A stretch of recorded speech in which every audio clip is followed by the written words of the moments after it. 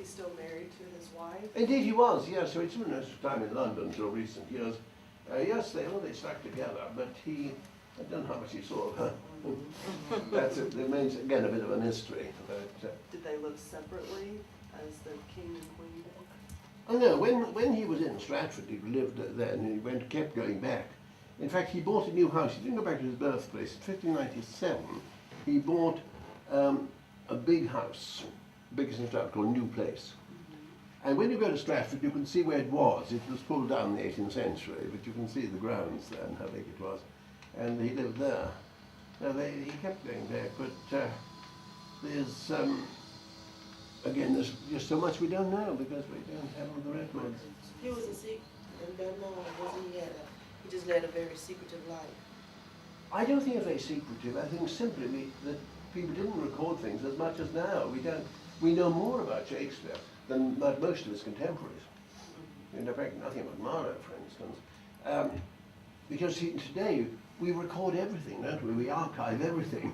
They didn't then. There's no recording of any sort, and no movies, no discs, Facebooks, Twitters, or whatever you do. Not beyond me, but no, quite serious. I mean, there's a lot, except for the nobility, who were in the public eye, and people wrote about them. We know awfully little really about them, the people of the past.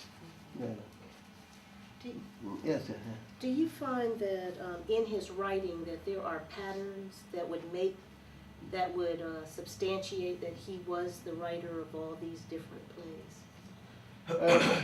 Yes, you mean common attitudes and things like that. So yes, I think so. I think he shows, he shows the usual attitudes of his time, but there are certain things that come through. For instance, I mentioned the way his creation of women characters, which really Marlowe could never do. Marlowe was wonderful in some ways. He couldn't portray women, and he couldn't write comedy either. Shakespeare wrote all sorts. Compassion for animals, okay, very rare at the time. Nobody cared about animals. He shows several times. He says, so his poem Venus and Adonis is a lovely description of a hunted hare there, or King Lear.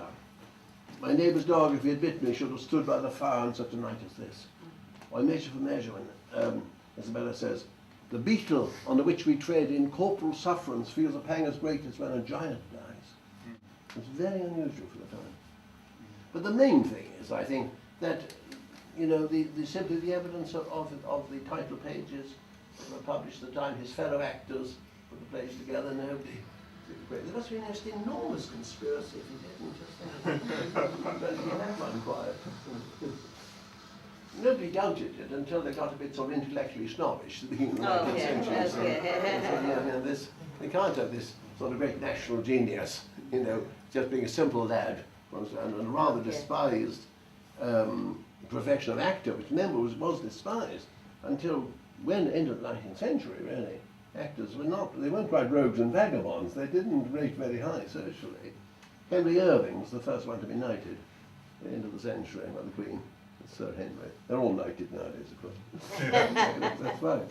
Was Shakespeare ever knighted? No, but he did become a gentleman, technically. He was given a coat of arms. There was mainly having property. He owned a lot of property in Stratford. He did very well financially.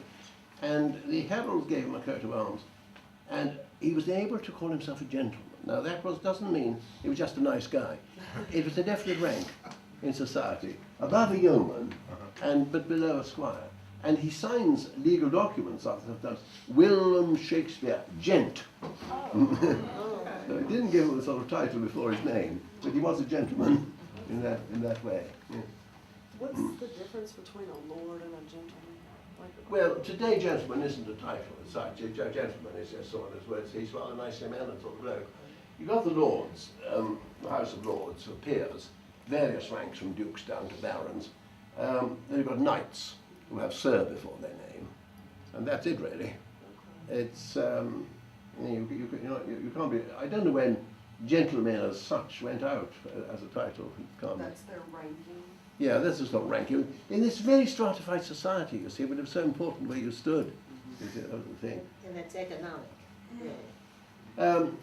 Partly hereditary, but the lords are hereditary, mainly for the great landowners.